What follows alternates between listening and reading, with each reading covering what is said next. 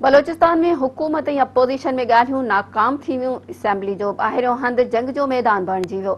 Police बख़्तरबंद गाड़ी जो टक्कर हणी असैम्बली जा ताला तोड़े छॾिया। मुख़ालिफ़ धुर जा 3 मेंबर ज़ख़्मी थी पिया। वॾे वज़ीर जाम कमाल ते जूतो उछलायो वियो। पुलिस लठबाज़ी ऐं आंसू गैस जी शैलिंग करे मेंबरनि खे छिड़ विछड़ करण जी कोशिश कई। अपोज़िशन मेंबरनि बजट इजलास रोकाइण लाइ बलूचिस्तान असैम्बली खे ताला हणी छॾिया। बलूचिस्तान में अपोज़िशन मेंबरनि बजट में नज़रअंदाज करण ख़िलाफ़ एहतजाज तौर असैम्बली जे दाख़िली दरवाज़े ते ताला हणी छॾिया। सूरतहाल ते कंट्रोल करण ऐं असैम्बली जो दरवाज़ो खोलण लाइ इंतज़ामिया पुलिस खे तलब करे वरितो।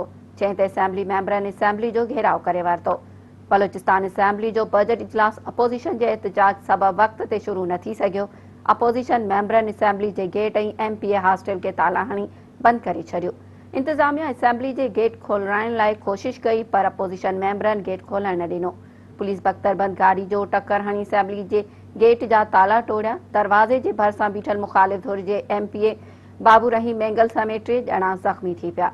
पुलिस अपोज़िशन जे कारकुननि ते लठबाज़ी कई ऐं शैलिंग करे खेनि छिड़ विछड़ करण जी कोशिश कई। जंहिं दौरान कारकुन पुलिस एहलकारनि सां हथे पइजी विया।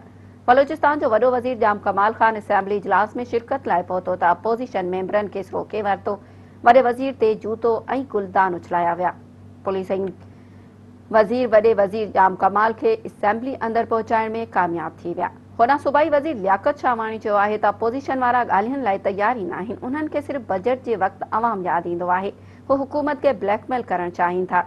ॿिए तरफ़ मुख़ालिफ़ धुर सॼे सूबे में एहतजाज करण जो ऐलान कयो आहे।